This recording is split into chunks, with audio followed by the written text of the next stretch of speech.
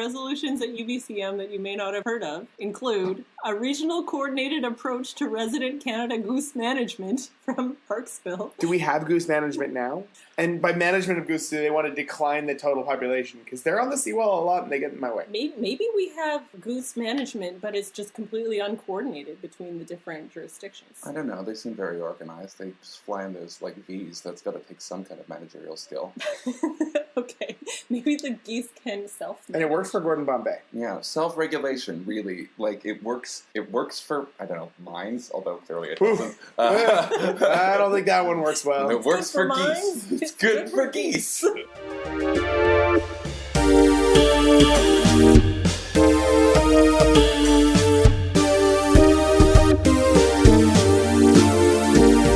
Hello and welcome to Pod Keep Our Land. It's what? Sir Hugh Allen. Jim Flaherty and Flora MacDonald would have listened to. We are a show about politics, politicians, parliaments, and policy. My name is Erin Rennie. I'm your host. I'm Matthew Naylor. And I'm Patrick Meehan. And we are podcasting today from Vancouver, BC. We are a show about Canadian politics, and we've got some really exciting Canadian politics coming your way. I've been on holiday. You guys have been here. How'd it go last week? You should listen to last week's episode. Download them all. Download them all. Available at podkeepourland.podbean.com. Honestly, I got really sick last week and kind of didn't pay attention to the world. Yeah. It felt like for a while, at the end of the summer, there wasn't really anything going on. Mm-hmm. And then all of a sudden, everything is going on. Yeah, there's a lot to focus on right now. And it's, parliaments are coming back and the legislative agenda is kicking into gear again. Mm-hmm. And the weather has started to turn. Yes. Back to school, back to session. Everybody's getting ready for NDP leadership race, all sorts of things. The Union of BC Municipalities has their annual conference right now in Vancouver. So they're discussing all sorts of issues of interest to local governments. And we've also got this marijuana legislation public consultation process happening right now. Do you want to tell us a bit about that, Patrick? So whenever a major piece of legislation is going to come forward, the BC government or any government will generally do a public consultation process. You get this municipally when it comes to new park development and everything like that. And the public consultation process for the marijuana legalization has begun. They've struck a joint committee in the legislature, and yes, they've made many jokes about that. And the consultation is out there. It's easily Googled, and I would highly recommend people get on it and fill it out. These things actually have a substantial impact on where government policy goes based on the makeup of who fills them out, even though people generally don't think they do. And so usually it's you've got a pretty high bang for your buck. If you have opinions on how marijuana should be sold, go there and fill out the survey. For example, if you think that the way that Ontario has decided to arrange their marijuana store situation by building separate stores other than the LCBO but still maintaining a government monopoly over the entire industry is a little goofy, then go right on the consultation your thoughts. Mm-hmm. And just to final thought that is our liquor laws in Canada in basically every province suck because when we first made it legal, we didn't do a very good job of it, and then we never changed it for 80 years. And so when we do this, it's probably going to be the way that marijuana gets run for 80 years. Mm-hmm. And you will die with the system that is going to be put in place next year. Probably accurate. This is part of democracy, people. Yep. Marijuana democracy. One shot. Right. So head on over to that website. What was it again, Patrick? Just Google BC marijuana consultation. It will be available and quite self-evident. They've done their good search engine optimization, so kudos to the BC government for that. Nice. And also for asking our opinions, which we appreciate. Yeah, it is nice to have a chance to weigh in on these things. Yeah. And to actually see them become implemented very soon. That's coming next year, right? Yeah. It won't be on July 1st, as was originally planned. The federal government has realized that they don't really want to make Canada Day, Marijuana Legalization Day all at the same time. No? And so they're looking to slightly change the timeline. Bumping it forward to April 20th or something? Yeah. I think that's when they were going to introduce the final legislation. There was something about... Yes, that's right. But no, I think they're actually going to bump it past Canada Day. BC Day, celebrate our largest industry. It's like construction and then the marijuana industry. It's really high up there. Employs more people than mining and forestry combined.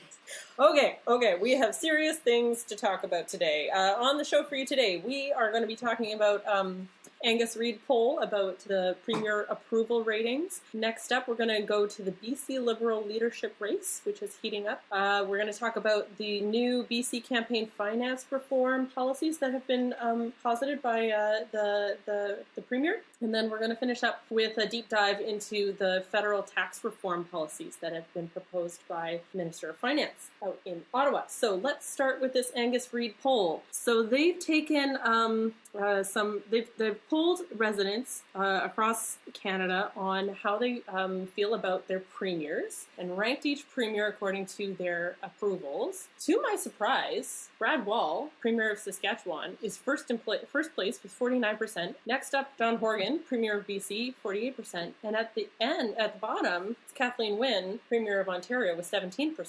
What do you guys make of this? I think that Kathleen Wynne's government has been kind of on the rocks for a little while, and she is in trouble going into this campaign that she's about to fight. She, though, seems to have an ability to grasp victory from the jaws of defeat. She's done it before, so maybe, but this is going to be a really tough challenge. As for the other end of things, Wall is, popular. He lost some of that popularity and that sheen, but now that he's on his way out the door, people can nostalgically remember the good times as they see him depart from the political scene, which is the exact opposite of what is happening to John Horgan, who's bright and shiny and new. Yeah, and then you see the other provinces all end up significantly lower from Brad Wall and John Horgan. I think everybody else is in the 30s or upper 20s, and that's not all that surprising. I think it is surprising that John Horgan is that high right now, but we'll see where it goes over the next year. It is...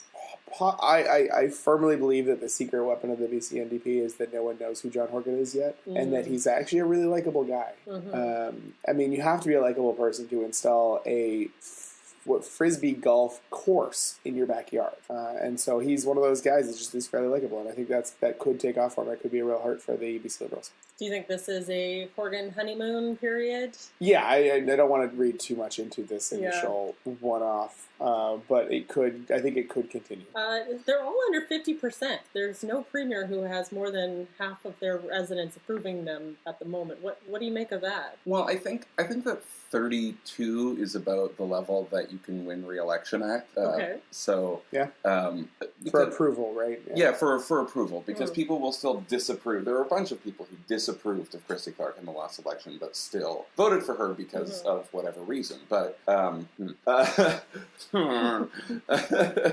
so it's not a terrible situation. A lot of them are hovering around there. There is a little bit of bright news for Rachel Notley, who is starting to tick upwards as Alberta's economy starts to recover, and you can see stunning how tightly those things are linked. Yeah, interesting. Almost like nothing a premier does is going to impact their approval more than the vagaries of international markets, which clearly premiers have significant impact over. No, really, had I been advising Rachel Notley, I would have told her to not completely collapse the price of oil. It seemed like a really bad decision on her part.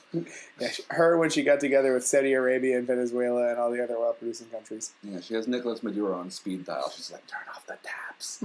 Collapse your economy, too. And you can see the honeymoon starting to wear off for someone like Brian Pallister, who is newer. And probably in Costa Rica right now. Oh, well, good for him. Because he spent 6 months a year there. Still? Oh, yeah, he announced that he was going to continue doing that during his premiership. What an interesting choice. Yes. Well, Manitoba isn't all that nice in the winter. 6 months consecutively, or is it 1 month here, 1 month there, back and forth? A little bit of both. It's it's a heavy season in which he won't be around, but he'll come back every once in a while as needed. Interesting approach. Yeah. Should we move on? Sure. Okay. Yeah. Next on our list, we're going to be talking about the BC Liberal leadership race. So Premier Christy Clark stepped down, gave up her seat. Is this a start the races kind of thing? Yeah. Can I just say the miming of a trumpet was both inaccurate as a trumpet player myself, but also kind of adorable. It's a recorder, I think, is the closest thing that I've got here. Matthew is using every finger to play the air recorder right now. So Matthew, Who isn't running for the Liberal leadership race? That seems to be the more easy question at this point. Maybe Todd Stone. No, he's definitely running, isn't he? No, maybe his announcement is like later this week. Doesn't he have a special announcement for later this week? Oh, I think he does, actually. Yeah, I don't know. Everyone appears to be running, including some businesswoman from Terrace, who I have never heard of, but I think that's great.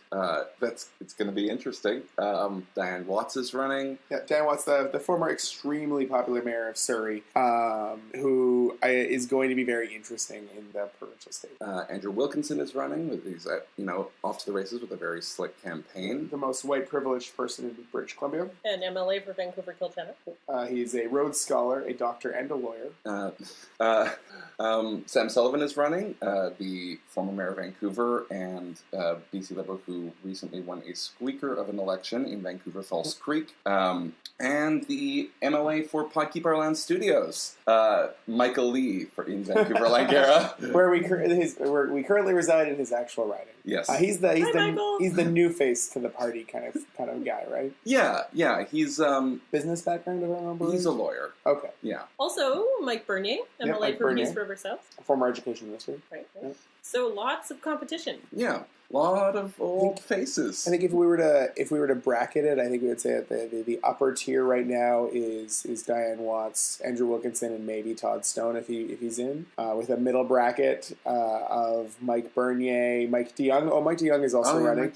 The former finance minister. Mm-hmm. It's hard to keep track of them. Mike DeYoung, I think, is a middle tier bracket because I don't think he's all that well liked, but we'll see. And then the lower bracket would be your Michael Lees and your Sam Sullivan. People that are unlikely to be able to win, but in both their cases are either running to improve their stature later, or in Sam Sullivan's case to I think inject a few urban issues into the party. Yeah, I'm not actually comfortable making those assessments quite yet because things will shake out, and sometimes party bigwigs will get behind particular people.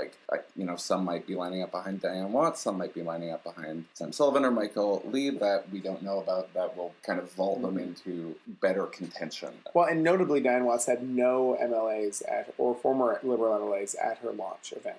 She had no real support present, whereas Andrew Wilkinson had 4, I think, current MLAs at his launch event, including 2 cabinet ministers. I think he had Michelle Stillwell, I can say for sure, and I can't remember who the other one was. Right, and sometimes that matters, and sometimes it doesn't. Yeah, last time it kind of mattered. It's kind of unclear. Former MLA, it's those former MLA versus current MLA things. Someone like Michael Lee, for example, who hasn't sat in caucus, isn't going to have those kind of relationships with the current MLAs as would someone like Andrew Wilkinson, who has been cabinet minister and taken around for a couple of years. What do you think this race is really going to focus on? Why did we lose the last election? That's the question that BC Liberals are going to be asking themselves. Yeah. We don't know where we're going, and so we have to figure out why that was, and why what actually needs to be done to correct that. And so what I personally, as a party member, am going to be looking for in the leadership candidates is why they think we lost, and what improvements and what changes they think we need to bring about as a party in order to become competitive again. Do you see it as more of a personality thing or a policy thing? It's a little bit of both. I mean, the policies that leadership candidate releases are going to be indicative of what their opinions are and what their approaches might be. And then, definitely, it's personality.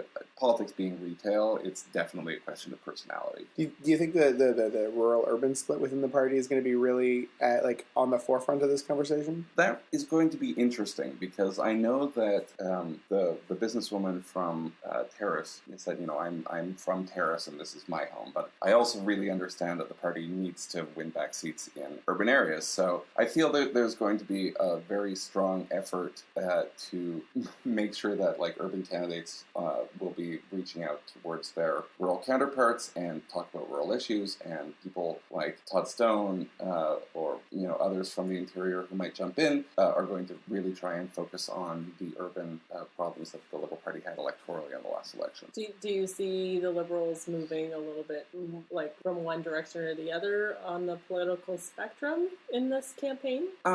I don't know. That could happen. It definitely could happen. Yeah. That'll really be determined by who wins to a large extent, I think. Yeah.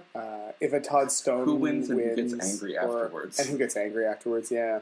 But like Mike DeYoung is famously talks constantly about being a farmer from the valley. He is unlikely to be able to speak well to urban issues, although he does have a real business acumen to him, so he would be able to. So it really, as one example, I think it's going to come down to who wins. Mm-hmm. I think what's really interesting for me is like this third party piece, having the Greens sort of with a direct line to government, not directly in government, but they've got a line to government, is like the first time ever that Green voters have had that recognition at that level. And so if you're the BC Liberals, do you try to win back those voters, or do you go hard against those voters and take an opposite approach, a sort of, I don't know, jobs versus the environment approach? Well, I think you could say that Liberal votes going Green allowed the NDP to win a couple of ridings in Metro Vancouver. Vancouver Falls Creek is an example. I think the Green vote rose substantially, and it looks like it rose at the expense of the Liberal vote. The question is whether you think those voters who used to be Liberal and have switched to Greens, are comfortable with the Green Party that was going to prop up an NDP government, and whether they will return naturally to the BC Liberal Party, or, this is my opinion, votes are earned. And so what would be something that a leader has to say to those people or demonstrate to those voters to say that we are looking at your issues and we care about the things that you care about. So lots more to come. Campaign's on till February, so there's lots more debates to watch. First one's October 15th, so we'll come back to this piece many times, I'm sure. Are we ready to move on to our next topic? Yeah, I think so. So staying in BC and staying with the topic of campaigns, Premier Horgan has recently announced or has introduced limits for contributions from individuals and banning union and corporate donations to political parties. We know that BC used to be considered the Wild West with virtually unlimited fundraising, and parties could accept donations from people, corporations, and unions in any amount from anywhere in the world.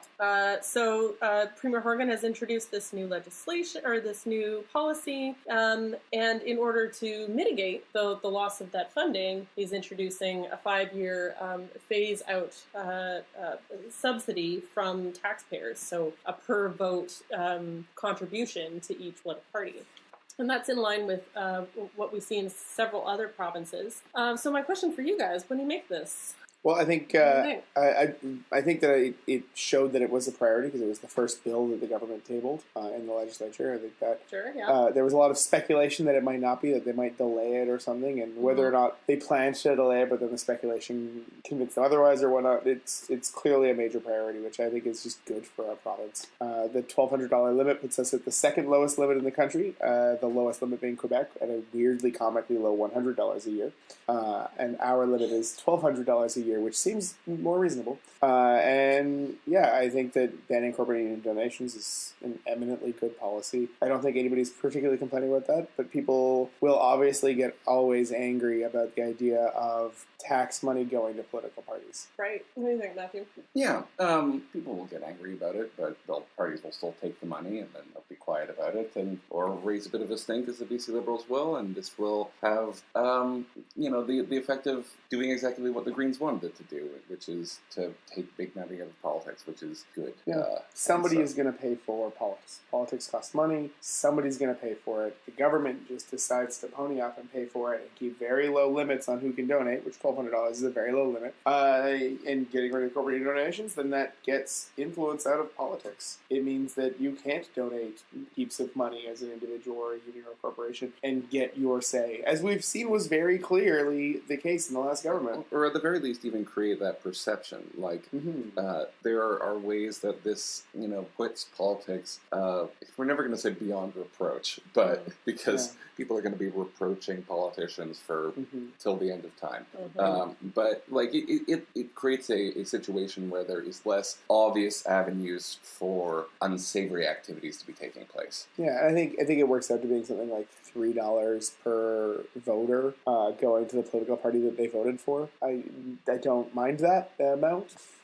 The numbers I saw said it adds up to about $16 million in tax dollars. So that's $16 million that could go to other things. Yeah, but sure, this one is Yeah. good. It's fine. Yeah. The overall effect of the policy is worth any grief that the NDP gets over it, and I think that the overall impact is going to be what people remember, and not like the $3 subsidy that they'd be getting. Well, and it is interesting that they went with this, though. It is, I think, they could have very easily had a home run without any controversy if they had left that out. I personally think it's good policy to bring it in, and so I think but I also think it's bad politics. I think that there's a lot of voters that get very angry about this. And so it's interesting that they brought it in. I think Keith Baldry, journalist in Victoria, said that he viewed it as a calculated gamble on the part of the BC NDP, and I think that's probably a fair characterization, that they wanted to bring this policy in for whatever reasons to do with their strategy or to do with just good policy, and were willing to take the hit politically. And do you think it's trying to get out of the way before the next election? Oh, certainly, yeah. Anything they pass in the next 6 months that's controversial is that they don't have to do it closer to an election. Sure, yeah.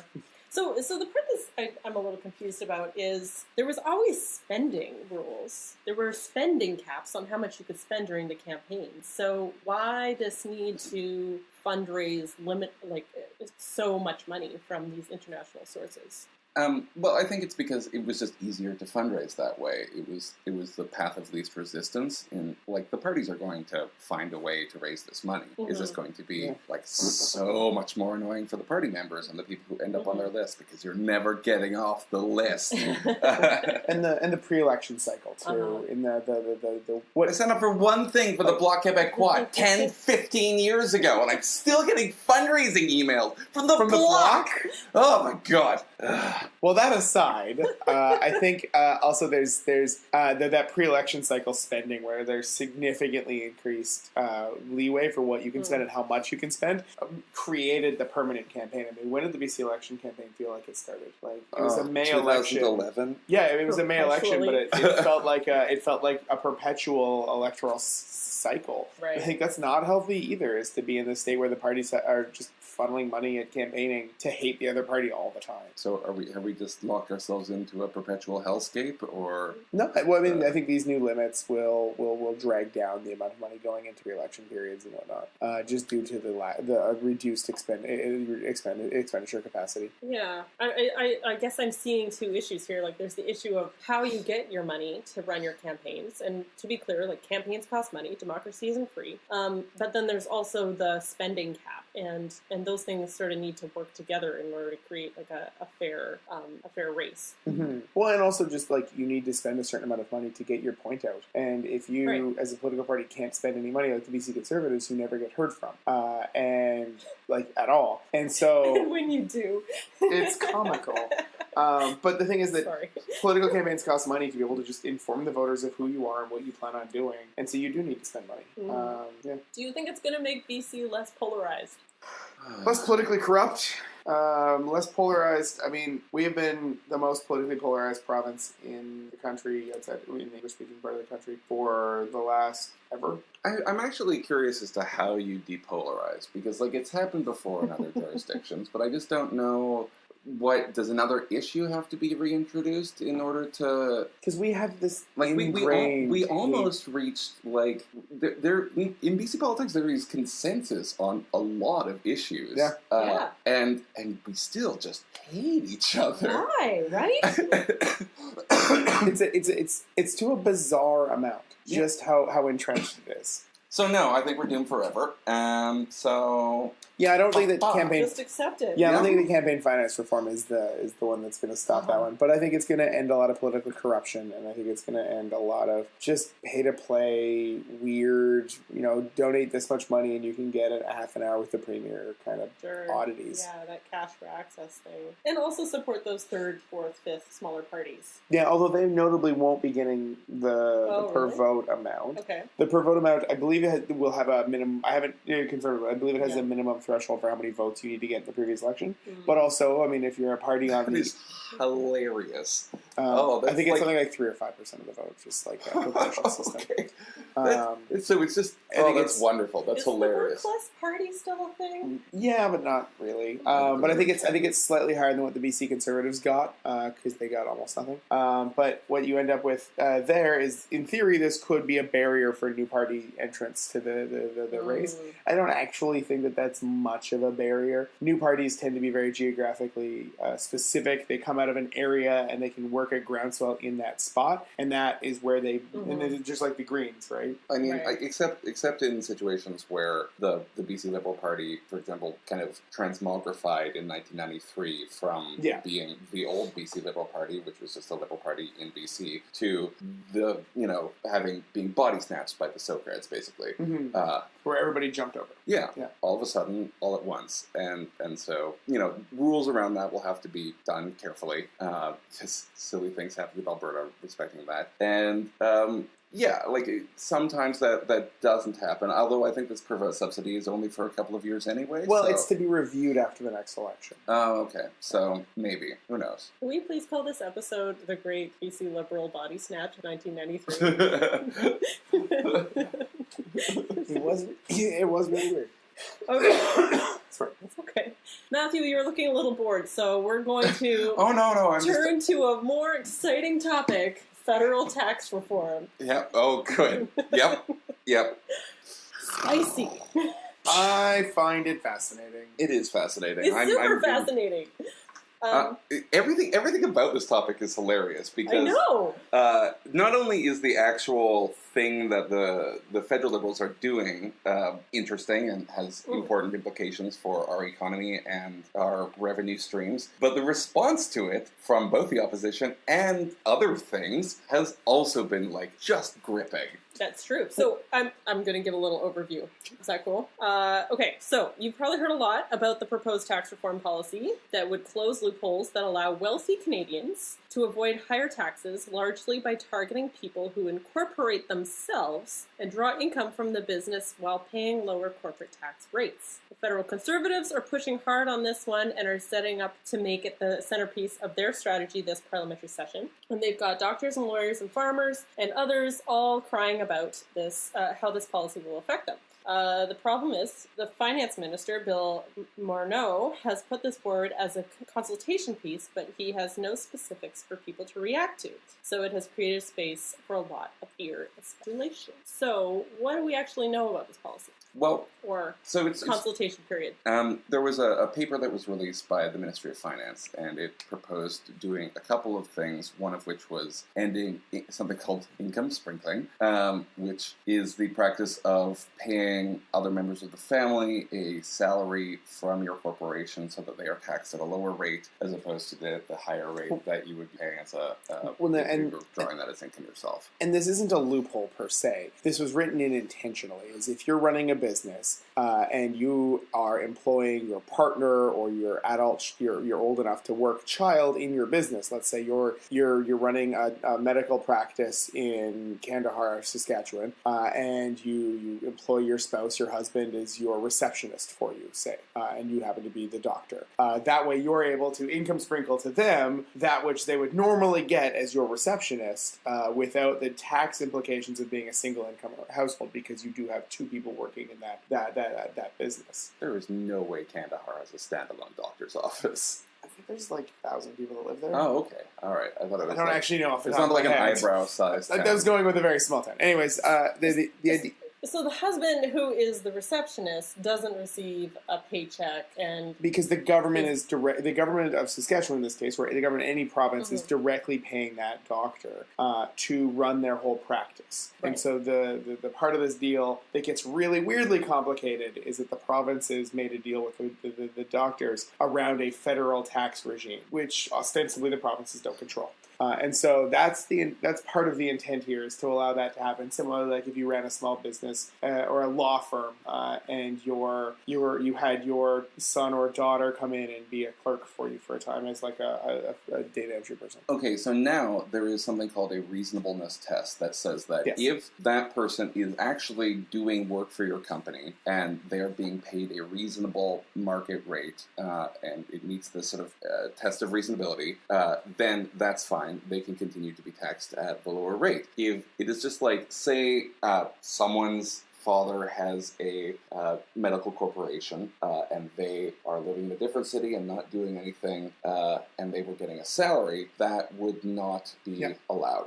Now, the interesting and that'll be taxed at the highest rate. The reason why this is an issue is because the number of companies that are incorporated like this and doing this practice, and potentially doing this practice, have exploded over the last number of years. I believe in the last something like 5 to 10 years, it's doubled is the number of them. And you're seeing this increase. And so numbers that I saw, for example, I was looking at a tax pamphlet that was going around for a tax group that specifically advises doctors on how to run their taxes, told them that if they make $300,000 a year, which is a fairly standard doctor's wage in Canada, and they do this on corporation and they income sprinkle with their partner, instead of clearing $200,000 after taxes, they would be able to clear up to $250,000 after taxes, which means that they're taking home $50,000 more, which means not only are they able to make, the median annual income of a Canadian more per year, the tax man or the Ottawa is going to lose that $50,000. And so this is a significant amount of tax loss that's coming out of this because people are using the laws that exist now. So, and speaking as a single person, that seems wrong to me. That it just seems unfair that because I don't have some people to sprinkle my income amongst, not that I make enough money to do this, but that shouldn't be how things are. That's not fair. Well, and the tax benefits of doing the income sprinkling don't start accruing until you're well into the upper tax brackets. Yeah, which is so like me with my median income in Canada, which I make approximately the median income. If my partner didn't work, we wouldn't have any real tax benefit to do the income sprinkling. You have to be making well over the low six figures for it to work. So income sprinkling, issue number 1. This is the first loophole that we're trying to close. Yes. There is some quibbling amongst tax economists over whether or not this is a loophole or the system as it exists. So it's whether it's a loophole or whether it's a feature, not a bug. But suffice it to say, in the new update, in Canada Tax 5.9 or whatever it is, the Liberal edition, this will no longer be a available taxation thing. Yes. Well, because when you use the word loophole, it sounds like people are doing something wrong. Sure. And if I am making a lot of money and I have a way to optimize my taxes, because I optimize my taxes even as I am, I increase my RRSP contributions and whatnot to optimize and minimize the amount of tax I pay and the more I take back in. So I don't blame these doctors and lawyers for making this usage to be able to make be able to take home $50,000 more a year. I don't blame them for that, right? Sure. It's just I'm not blaming them. I'm just saying they probably don't need it. Stop. At least we'd like that money now. Yeah, we'd like it to pay for a road to Tuktoyaktuk. Well, and if they go from $200,000 clear after taxes to $250,000 clear after taxes, instead of paying 1/3 of their income on taxes, which is about what I pay, is about 1/3 of my income on taxes, they'd be paying 1/6 of their income on taxes. And why should somebody, because they're really quite affluent, pay substantially less in taxes than I do as a percentage? Right. So it's not a loophole, but it is about fairness. Yeah. So gotta get me my statue money. Matthew is busily calculating how many statues could be purchased with no more income sprinkling. Not to be confused with income sprinkles. Paper mache is very cheap. If you don't want it to be waterproof, which I would not necessarily recommend in Vancouver, you could easily make paper mache statues. Yeah, but they're making so much money. Let's go hog wild. Let's go for at least 10. So the other thing is that a huge percentage of these incorporations aren't income sprinkling, and so we don't really know with the available data what percentage are actually doing it. But the comical thing about all of this is that this is major news that everyone's talking about, and the estimate range for how many Canadian taxpayers are making use of income sprinkling is between just shy of 1% and about 7% of Canadians. And the truth lies yes, probably somewhere in the middle. But, we're talking 3 or 4 out of 100 Canadians are making use of this thing. Mm-hmm. So is changing this policy really going to have an impact? We don't know. Maybe. This say. is the thing about adjusting numbers beforehand. Like, so maybe it turns out that people haven't been income sprinkling nearly as much as the government thinks they might have been. Maybe it was just a couple bad years in the doctoring sector, and they ended up paying less taxes. But because the government is only getting the information, maybe everyone is working very, very diligently doing filing and having the most up to date filing systems imaginable, the best records ever. Sounds like a doctor's office, definitely. But it's also a fairness thing. Is if 2% of Canadians, I'm just going to use a random number, if 2% of Canadians had a mechanism by which they didn't have to pay any taxes at all, it wouldn't significantly impact the federal government's annual revenues. But that means that 2% of Canadians aren't pulling their weight. They're not fulfilling the social contract. They're not. And also, yeah, it would. I dispute that. I think if it is in fact the upper 2% of Canadians, though, those Canadians control a massive amount of our percentage of wealth. But we live in a very unequal society. It's true. So there is people should pay their fair share. Yes. And we certainly shouldn't be going down to a regressive taxation system, which is what some of these policies are able to bring people down to, especially compared to a well-compensated person who is working for the government who isn't a corporation and doesn't have a contract between their personal corporation and their job. That person has to pay more, and sure, there are some arguments to be made around saving for retirement, but it's it is a question of fairness, and it is a question of raising revenue in a way that makes sense. I'm just shocked that it's become such a big issue, and props go to the doctors and the lawyers, professional associations that have been fighting this, because they've done a very effective job of winning public opinion and being very loud about an issue that, frankly, I don't think your average Canadian, if they really looked at the numbers, would have all that much sympathy for. This happens, though, often enough, because people were very in favor of C-51, and slowly that's, support kind of eroded. And that was the bill about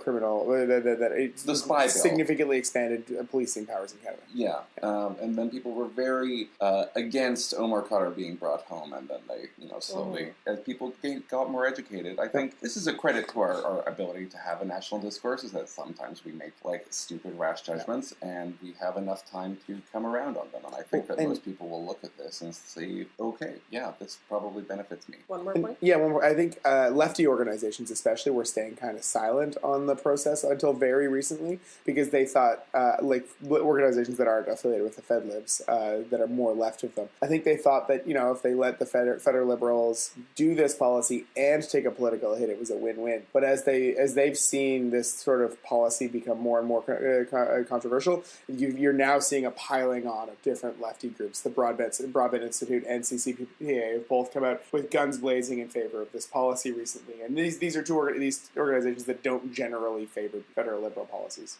Right. So one of the things we're hearing about from these professional organizations, the doctors and the lawyers and the farmers, etc., is this other issue, that not income sprinkling, but folks who are incorporated are somehow using the savings from not paying personal income taxes to support their deferral of tax payments for retirement and maternity leave, and what else? How does that work?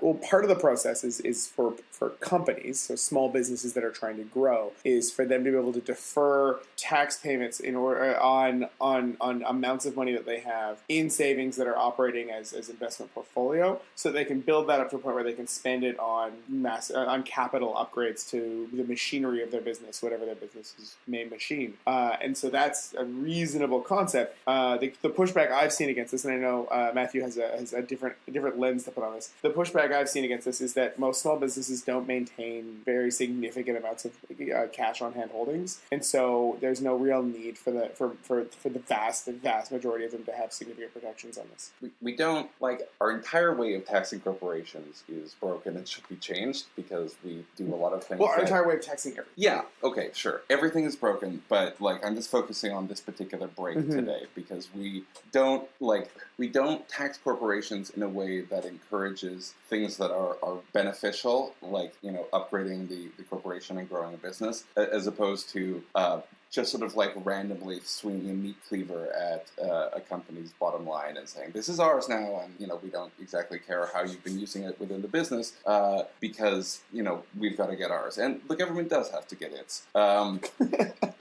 But are these corporations using their tax deferment allowance to pay for their maternity leave and their retirement? Is that what they're saying? Well, they're saying that because they have more money, they are able to continue to exist while they are on maternity leave, because they are like functioning. Yeah, for the doctors part of this, the argument is that they need to be able to continue paying their staff while they're on maternity leave. So if they're a doctor's office of one, for example, that they need to continue paying their staff. There's a lot of reasons why that's not actually a fair critique. Partly the fact that they pull down $300,000 a year is just on the face of it means that they have a lot of money. But there's a lot of other things around, like how they can go about making sure that they're making those payments without this protection. I've been interested to see that some of the people who have been complaining about this, I don't think realize how rich they are relative to everyone else. Oh, yeah. Right. Well, actually, that's something that I had a conversation with my sister about recently, and her and her husband make above the median annual income in Canada, and make substantially above the median annual income in Metro Vancouver, which is lower than Canada. And they still struggle to own a home because it's Vancouver. And my partner and I are the same way, where we're above the median income by a squidge, and we don't feel rich, but we are above the median, which means that most Canadians are below us. Now, if you're over $100,000 a year, if you're, say, over $150,000 a year in household income, you're well above the median. If you're at $250,000 a year in household income, well, you're blowing the median out of the water. You're almost 3 median household incomes at that point. So this debate is really revealing for us the disconnect that people have between their own perceptions of their personal wealth and their actual position on the spectrum of incomes across the country. Yeah. Like the idea that doctors think they're middle class blows my mind. There was a leader from the business world who was speaking out this week about big businesses leaving the country because... Oh, John Manley. Right, yeah, leaving the country because of these proposed tax policy changes. And the Canadian Federation of Independent Businesses, which is basically saying that, like, the entire corporate body of Canada is just going to up and go. Right. First off, if they do that, their shareholders should sue them because they're making decisions based on the personal interests of the executives and board rather than the interests of the bottom line for the company. So their shareholders should take action against them if that is indeed what they are doing. The second off, no, because many of the doctors can't. Like, you can't go somewhere else. Your life is here. And third off, if you're a Canadian who will renounce their country because we want to tax you a little bit more, leave. Yeah, you know what? Good riddance. Well, what I was going to say was there was this quote in the article that said, "Well, I'm just so surprised that we're being vilified for being contributors to the economy and being successful, et cetera, et cetera." I'm paraphrasing here, and I'm so surprised that the federal government is trying to start a tax or a class war. Is the federal government trying to start a tax war? I'm sorry. A class war? A class war? What is that phrase that the only people that use the phrase class war are the ones that are hitting down? What do you think? No. I mean, like, self-evidently, no. No one's vilifying these people. No one's saying that they're, like, taking too much. No one is saying that, like, you've done very well. Congratulations, you're smart, you're brilliant, you've done very well, and you're contributing greatly to Canadian society. Mm-hmm. We would just like to adjust the way in which that contribution is tabulated. Yeah. Because we need more money. And also, it's Please fair. Give it to us. And also, it's fair, because everyone else is paying their share, too. I want to shift now to sort of the politics of this and get into what is Prime Minister Trudeau doing here? What is Leader of the Opposition Andrew Scheer doing here? And what's their game? What's their game? What I've heard some speculation that Prime Minister is trying to deflect from his own personal privilege and wealth. Yeah, well, do you think that's the case? Justin Trudeau was raised with several silver spoons in hand. He definitely was somebody who came with a lot of money throughout his life, and he has a substantial endowment for himself from his parents. That's true. And Bill Morneau Morneau as well, the Minister of Finance, had a company that made use of these things, Morneau and something in Morneau Investing, which the opposition party made use of a lot in question period, because they're not allowed to use the names of a member opposite, but they are allowed to use the name of a company, and it just so happened that the name of that company had the name of the Minister of Finance in it. So they would say, like that. "Oh, Downside of incorporating yourself." It was very much a tactic. The company and which shares the name of the member for the Minister of Finance, and I don't like it. Oh, I would have been a little testy. If I well, was it's two names. It's a name and then Morneau, and then investments or something. Anyway, so he made use of a lot of these. He didn't necessarily make use of these because this wasn't a small business. His firm had lots of money, but they offshored a pile of that money. So they used a different tax mechanism to be able to avoid taxation, and so they're making political hay of that, because the opposition, the leader of the official opposition, has decided that this is his cross to bear, that he is going to fight this one tooth and nail. We've heard a lot from the leader of the opposition on this. Yeah, I mean, I think that Trudeau has created a situation where he has introduced a policy that is good, and the Conservatives, because the natural instinct of the opposition is to oppose, which isn't bad, but the Conservatives have opposed it in such a way that they have boxed themselves in with 3% of Canadian society and against the rest of everyone. It's what I kind of would have expected them to do, but in such a way, it's still kind of funny to watch them do it, because this isn't it's working. Yeah. They've been rising in the polls in the last week. There's been two, not just the one weird forum poll that came out. There was a second poll that's come out confirming Conservatives are rising in the polls now. I mean, political horse race polls with, I think, 2 years to go before an election are a little bit premature, but this is working. So good on him on the political front, but I don't think... My instinct is that, Trudeau has erred a little bit by not being a little more concrete in his proposals. Maybe he's just thinking, I have enough political capital to float these ideas and then let them sit for a while, so that I can try to hone in on where I can actually strike when I have to pin things down. Yeah, I can see that I think that's a fair assessment. Because Scheer has definitely chosen his side in this, and the NDP are having their leadership race. And so actually, the NDP came out in support of the tax changes. I got an email yesterday, which is again curious. You don't normally see, the old James Carville, the guy that helped get Bill Clinton elected. He famously said, "If your opponent is drowning, throw him an anvil."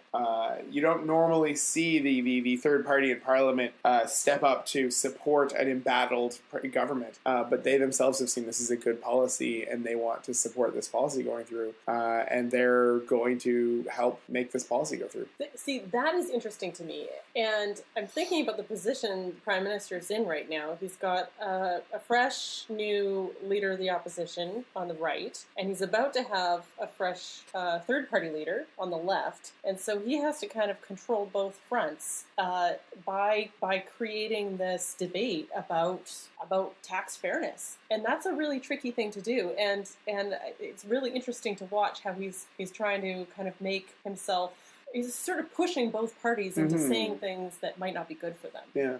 The other thing is that the Canadian Tax Accountants Federation, whatever organization of accountants in Canada, came out saying that the federal government should back away from this because it's too difficult to do, and should instead embrace a complete overhaul of our taxation system, which is, on the face of it, a laughably inaccurate statement that it would be easier to completely overhaul our tax system. Although I am in favor of completely overhauling the tax system. But also, I think that this... Burn it down! And this is something that a number of economists have been pushing for a number of years, is a real look at our tax system. But I think based on the trouble that this is going through for such a small percentage of the population, I don't think any party will ever embrace an overhaul of our tax system based on just looking at this for years to come. Which is sad that we can't have comprehensive debate over complex taxations. Well, I think whenever you want to do something that big, you have to get everyone to decide to blow themselves up together, because you have to stand, in the middle of the building that is metaphorically representing the taxation system. It wouldn't be a Podkeeper land if I didn't grab a metaphor and throttle it to death. You all have to stand there in the middle of the building, rigged with the explosives, and you all have to sit, Scheer and ex-NDP leader and Trudeau and the leader of the bloc that's still sending me fundraising emails. They all have to stand there, and you have to push down the thing, and you have to deal with the fallout together because you all believed in it. There has to be consensus on it. Otherwise, nothing will get done. But there should be some kind of consensus that we can reach. Well, no. That's not how GST happened or NAFTA. Both of those were initiated by a government. Then the government fell to a government that pledged to not do it, and then the government that came in did it. Yeah, well, they reached consensus. Secret consensus. And it just cost the political career of Brian Mulroney. Yeah. Well, I mean, that and his just raging ego. Yeah, good guy, though. Great Prime Minister, Brian Mulroney. The most environmentally friendly Prime Minister, I believe, is Elizabeth May said. Yeah. I think that history will be kinder to Brian Mulroney than the tabloids were at the time. Any other final concluding thoughts on tax fairness? Tax policy is something that I have way too much of an interest in for how interesting it is. Well, it affects us all as much as we all try to avoid it. I'm just going to say, if I ever end up having a professional corporation, I'm going to give it no numbered companies for me. It's No. Make it a number, but not the number that is the numbered company. So like a number with meaning? Because your numbered company would have a number. Like 10 billion incorporated. Yeah, exactly. Sold. I'm in 10 billion incorporated. It'll go on the front page of the Yellow Pages. If anybody still uses that. The what now? Yeah, I was going to say. I use it for my white for, pages like, are putting not it under yellow. my feet, so I can rest my feet on the Yellow Pages. I should get a copy. My work monitor is slightly too low for where I sit. I should get a copy of the Yellow Pages. That would actually really help. They can actually, so they're using the Yellow Pages like tree rings now in landfills because every year there is. I love that. I believe you. No, like all of the garbage archaeology, which is a thing. I love that. I believe you. There is I a want to layer. have that job. A layer of phone books of Yellow Pages and White Pages that mark the year because everyone immediately throws them out. Until the invention of recycling. Well, I guess a lot of people probably still throw them out. Yeah, not everywhere is the most wonderful place in the world. So recycling is good and people should do it, but until then, they're good for the garbage archaeologists. All right, I think we're done with tax reform. Sometimes we have to stop talking about politics, and I think we have, because we're talking about garbage archaeology. I actually would say that on the next edition of Pod Keep Our Land, we'll be able to talk about the federal NDP leadership race, where the first ballot results will have been released. They'll be released on October 2nd. My prediction, if I can put it into the podcast now, is Jagmeet Singh at 39% of the vote, and then who knows after that. I will take an under on that one. I'm going to say 38. And Jagmeet Singh on the second ballot, if I'm going to make predictions. I would say Jagmeet Singh on the third, but the other curious thing is that we won't know the second ballot results for like a week or two, and then we won't know the third ballot results for like another week or two. Sure, so I reserve the right to revise and change my prediction up until, Granted. Yeah. All right. Okay. And if anybody's really interested, Canada Land Commons podcast did a really good interview with all of the candidates that's worth polling. It's the most recent episode. Nice. Cool. Okay. So what non-political things have you guys been thinking about these days? Star Trek came out! Star Trek, you stole mine! You can share Star Trek voice. Yeah, I have been waiting since Enterprise went off the air for a new Star Trek television series. See, I've been waiting since and Deep Space Nine went off the air for a new good Star Trek television series. Shut your mouth. Janeway is excellent. No, especially not in the back two seasons. No, the whole show is about Janeway's moral compromise as a captain as she decides that she cares more about her crew than about the principles that sent her to the Delta Quadrant. It's an excellent morality play with Borgs. Isn't the plural of Borg? Yeah, I suppose it's a collective noun. Aaron, what have you been thinking about? What have I been thinking about? Did you want to say anything else about Star Trek, first of all? I enjoyed the first two episodes, and I'm sorry I completely spoiled the end of the second one when I walked in here and told you how it ended after you'd said you were watching it, and I didn't realize you hadn't finished. I'm like, it's on the other screen of my laptop. I have it open in front of us. I'm just going to watch it right after. And still going to watch it right after, but new.